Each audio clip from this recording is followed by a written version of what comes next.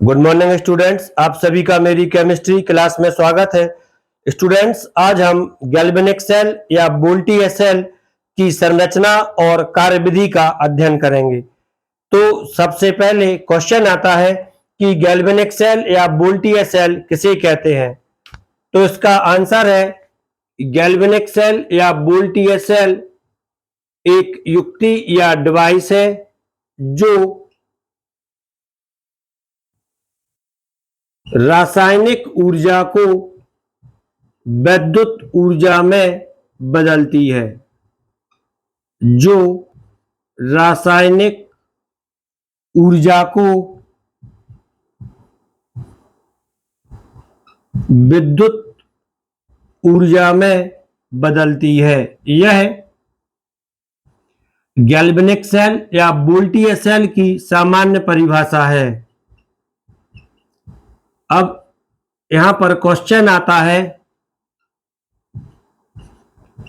कि galvanic cell या वोल्टीय cell रासायनिक ऊर्जा को विद्युत ऊर्जा में कैसे बदल देते हैं और यह रासायनिक ऊर्जा इनके पास कहां से आती है।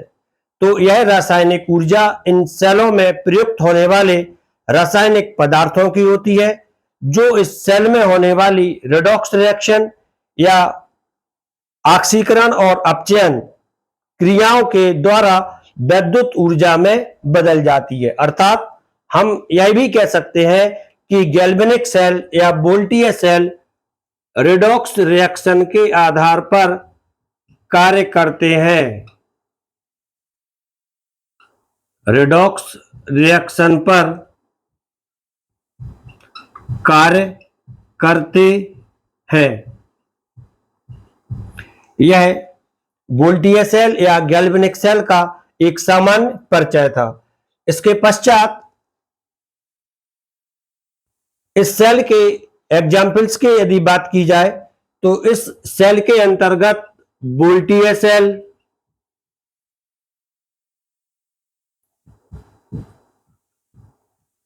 लेक्लांसे सेल,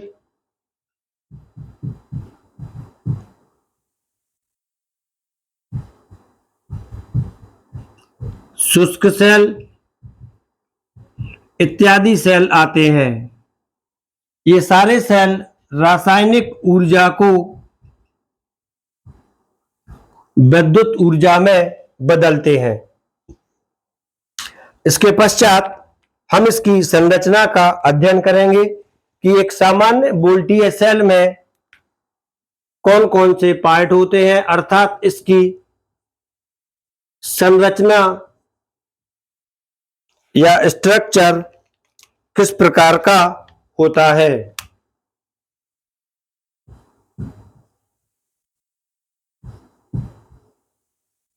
तो स्टूडेंट्स, इसकी संरचना काफी सरल है। इसकी संरचना में सामान्य संरचना में दो पात्र होते हैं।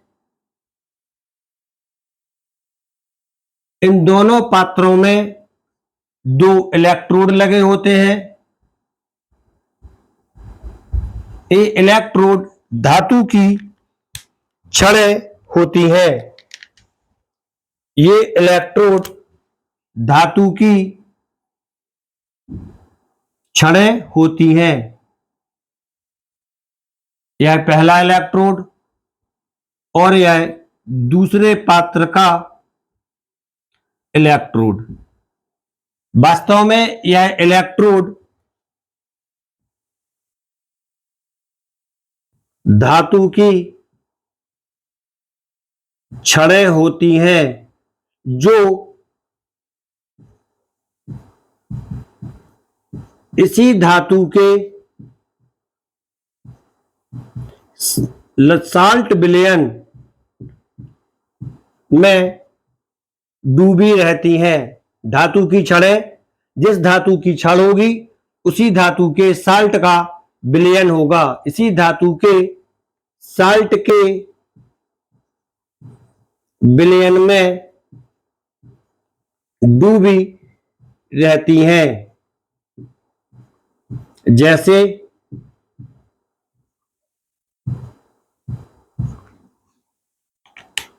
यह पहला इलेक्ट्रोड है जो कि जिंक का बना हुआ है, धातु जिंक है। तब हमें विद्युत अपघट्ट के रूप में इसी धातु के किसी साल्ट का प्रयोग करना होता है, जैसे जिंक का साल्ट, जिंक सल्फेट, जिंक का साल्ट, जिंक सल्फेट ZnSO4। इसी प्रकार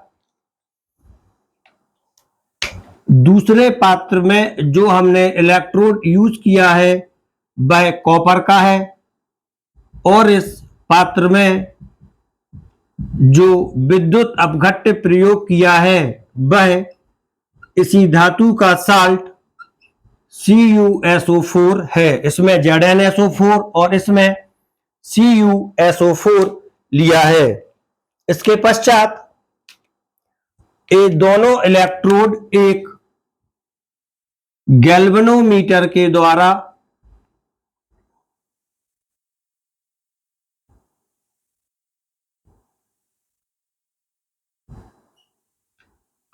जोड़ दिए जाते हैं। इसके अलावा इस सेल में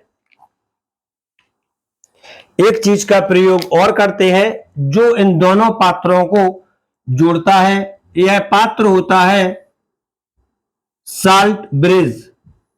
यह साल्ट ब्रिज एक कांच के यू के आकार की नली होती है जो दोनों विद्युत अपघट्यों में डूबी रहती है।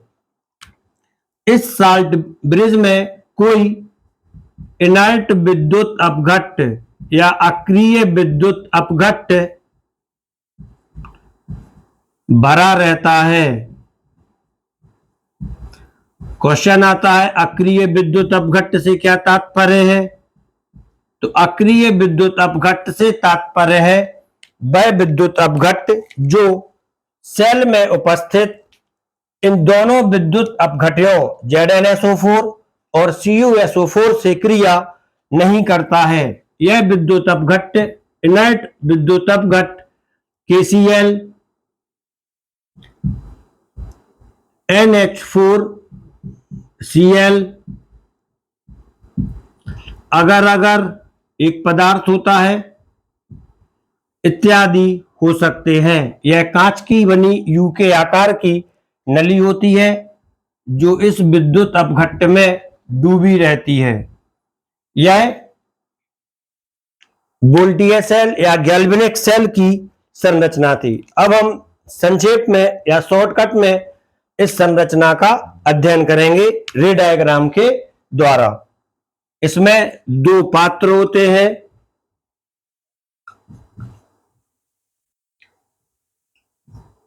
इन दोनों पात्रों में धातु की छड़ें इसी धातु के साल्ट के विलयन में रहती हैं। जैसे पहले पात्र में जिंक की छड़ ZnSO4 के विलयन में और दूसरे पात्र में कॉपर की छड़ कॉपर सल्फेट के विलयन में डूबी रहती है।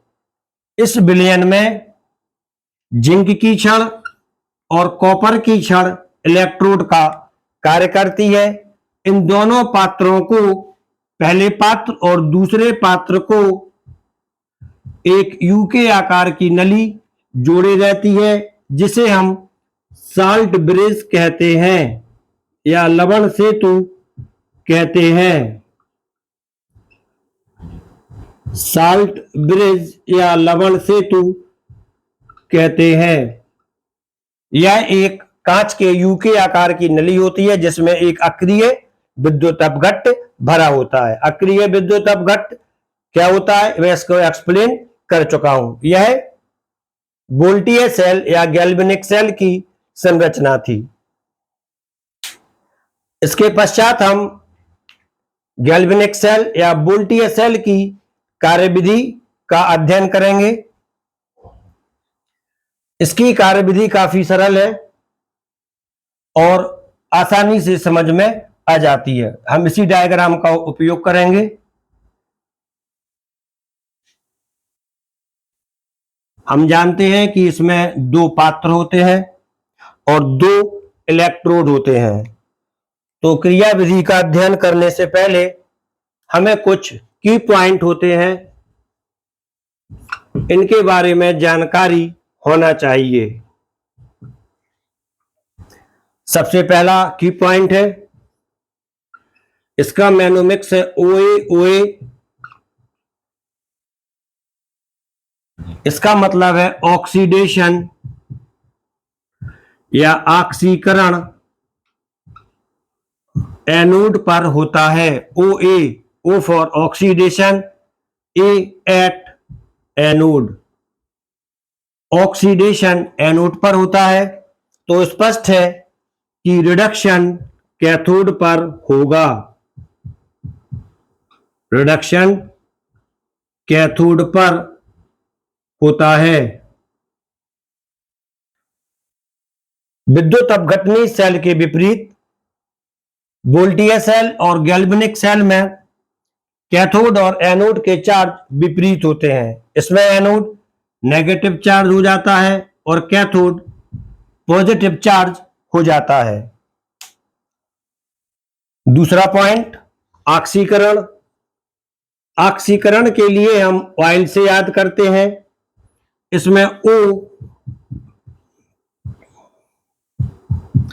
ऑक्सीडेशन के लिए आता है और L loss of electron, electron का निकलना।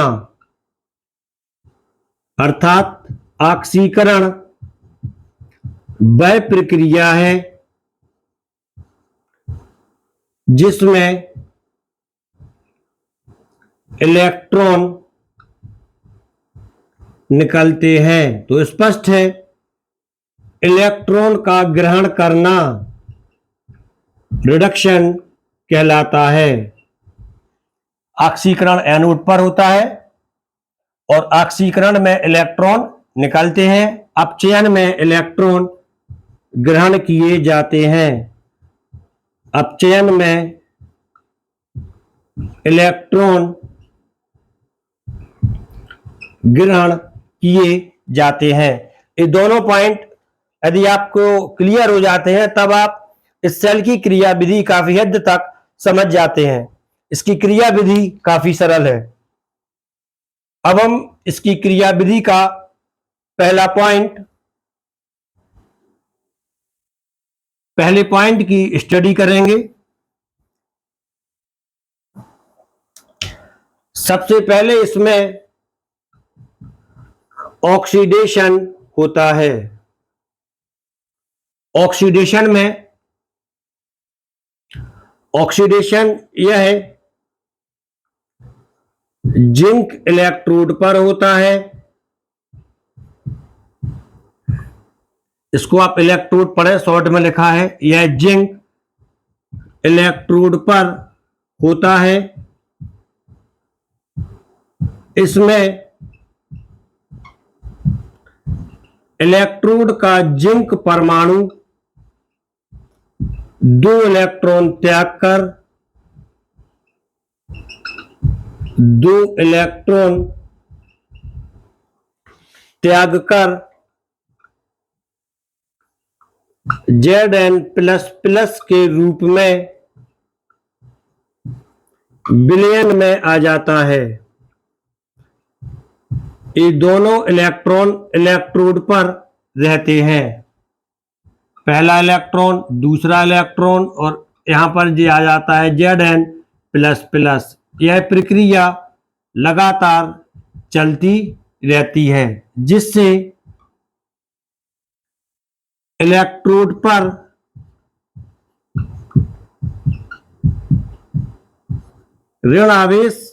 ऋणावेशित इलेक्ट्रॉन एकत्रित हो जाते हैं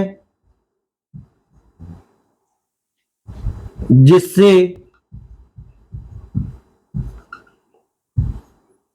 इलेक्ट्रोड में या इलेक्ट्रोड पर ऋणावेशित इलेक्ट्रॉन एकत्रित हो जाते हैं, ई इलेक्ट्रॉन, और ए इलेक्ट्रॉन तार के द्वारा या चालक तार के द्वारा कैथोड की ओर गति करने लगते हैं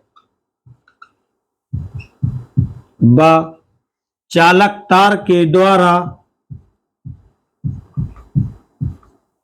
कैथोड की ओर, ये जिंक का एनोड है क्योंकि इसमें ऑक्सीकरण की क्रिया हो रही है, कॉपर का यहां पर कैथोड रहेगा, कैथोड की ओर गति करने लगते हैं। आपको इसी से नोट्स बना लेना है और यही आपके नोट्स हो जाएंगे। कैथोड की ओर गति करने लगता है। स्पष्ट है? जब इलेक्ट्रॉन एनोड से कैथोड की ओर जाएगा, इलेक्ट्रॉन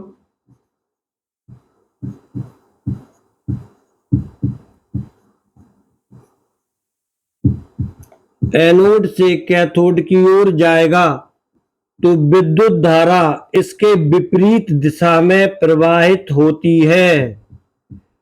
तो विद्युत धारा कैथोड से एनोड की ओर प्रवाहित होने लगेगी। ये इलेक्ट्रॉन जो कैथोड पर जाते हैं वहां पर रिडक्शन करते हैं। अब हम कैथोड पर होने वाले रिडक्शन या अपचयन का अध्ययन करेंगे। तो स्टूडेंट्स, हम जानते हैं अपचयन में इलेक्ट्रॉन ग्रहण किए जाते हैं। कैथोड पर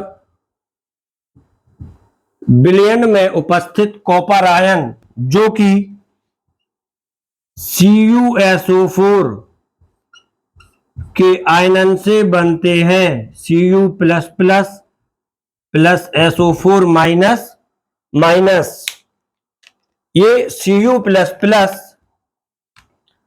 कैथोड की ओर गति करता है और कैथोड से 2 इलेक्ट्रॉन लेकर कॉपर में बदल जाता है।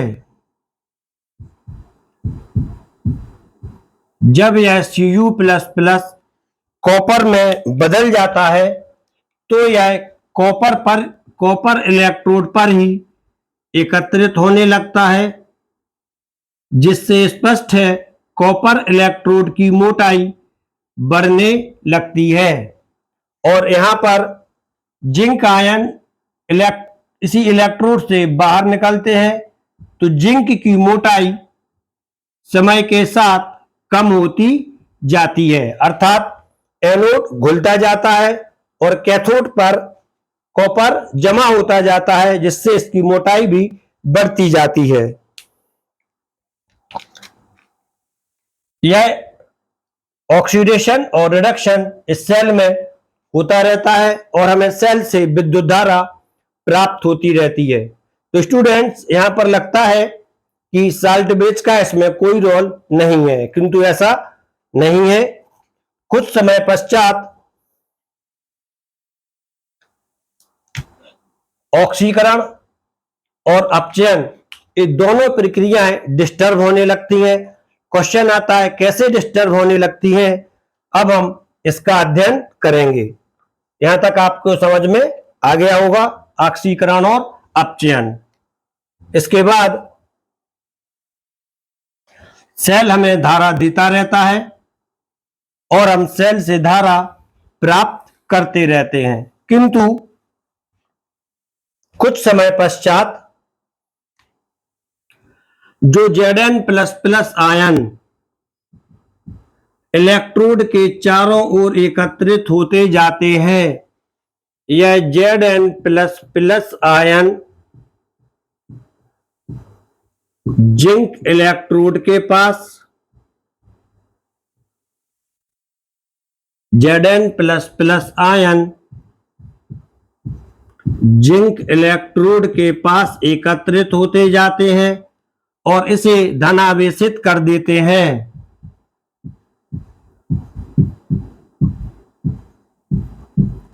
के पास एकत्र हो जाते हैं। इसी प्रकार एनोड पर जो SO4 माइनस माइनस आयन होते हैं, SO4 minus minus ion copper electrode के पास एकत्र हो जाते हैं और इसे ऋणावेशित कर देते हैं। इस अवस्था में यहां पर SO4 minus minus, SO4 minus minus, यहां पर भी SO4 माइनस माइनस। अब यदि हम इसको देखें तो जो इलेक्ट्रॉन जो कि ऋणावेशित कण है, यह ऋणावेशित कण इन धनावेशित जिंक आयंस के द्वारा आकर्षित किए जाने लगता है और यहां पर SO4 माइनस माइनस इस इलेक्ट्रॉन को प्रतिकर्षित करने लगता है, जिससे सेल में इलेक्ट्रॉन्स का प्रवाह नहीं हो पाता है और हमें सेल से विद्युत धारा भी प्राप्त नहीं हो पाती है। ये आवेश, इसको हम इस प्रकार से लिखेंगे, ये आवेश इलेक्ट्रॉन के प्रवाह को रोक देते हैं।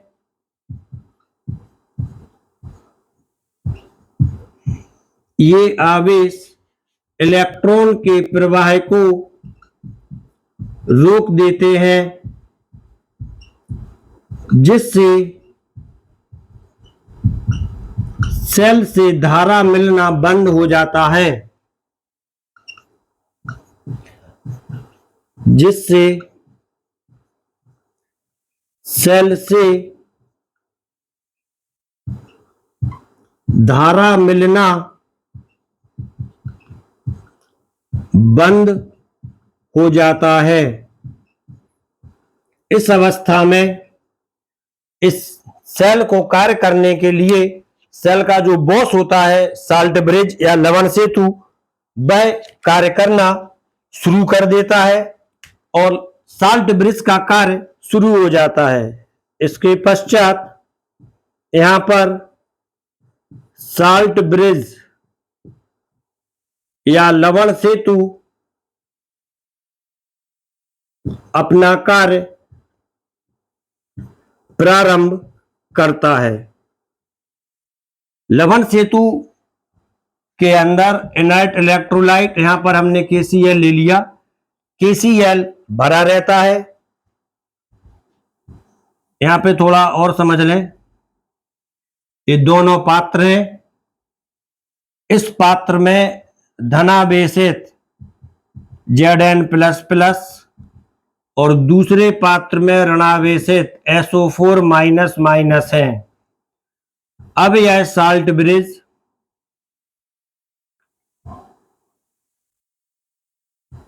अपना फंक्शन शुरू करता है और KCl के वियोजन से उत्पन्न होने वाले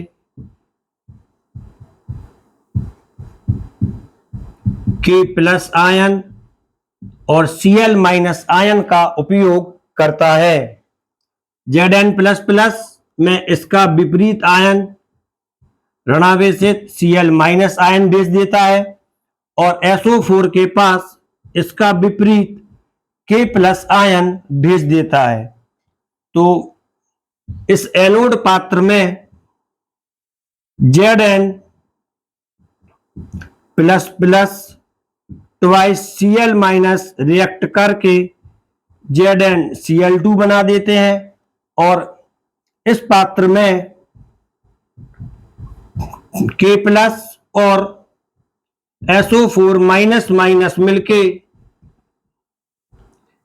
K2SO4 बना देते हैं। तो स्टूडेंट्स, जैसे ही Zn++ आयन ZnCl2 में बदलता है और SO4- आयन K2SO4 में बदलता है, इस सेल के धनावेशित और ऋणावेशित समाप्त हो जाते हैं और हमें सेल से पुनः धारा प्राप्त होने लगती है। तो स्पष्ट है यहां पर लवण सेतु या साल्ट ब्रिज इस सेल के लिए एक महत्वपूर्ण कार्य करता है। इसे हम इस प्रकार भी बोल सकते हैं कि साल्ट ब्रिज सेल की विद्युत उदासीनता को बनाए रखता है। साल्ट ब्रिज सेल की विद्युत उदासीनता को बनाए रखता है और किसी भी प्रकार का आवेश इस सेल के किसी भी पात्र में उत्पन्न नहीं होने देता है। तो स्टूडेंट्स, यह विद्युत अपघटनी सेल नहीं, वोल्टीय सेल या गैल्वेनिक सेल की क्रियाविधि थी। तो उम्मीद है यह आपको समझ में आ गई होगी। अब इसके पश्चात हम एक छोटी टेक्निक की स्टडी और करेंगे कि इस सेल को हम व्यक्त कैसे करेंगे। विद्युत अपघटनी सेल के लिए हम व्यक्त कैसे करेंगे। तो हम जानते हैं कि किसी भी विद्युत अपघटनी सेल में ऑक्सीडेशन और रिडक्शन होता है। ऑक्सीडेशन और रिडक्शन लिखने के लिए हम एक सामान्य सूत्र ओला का यूज करते हैं। O for oxidation, L for left.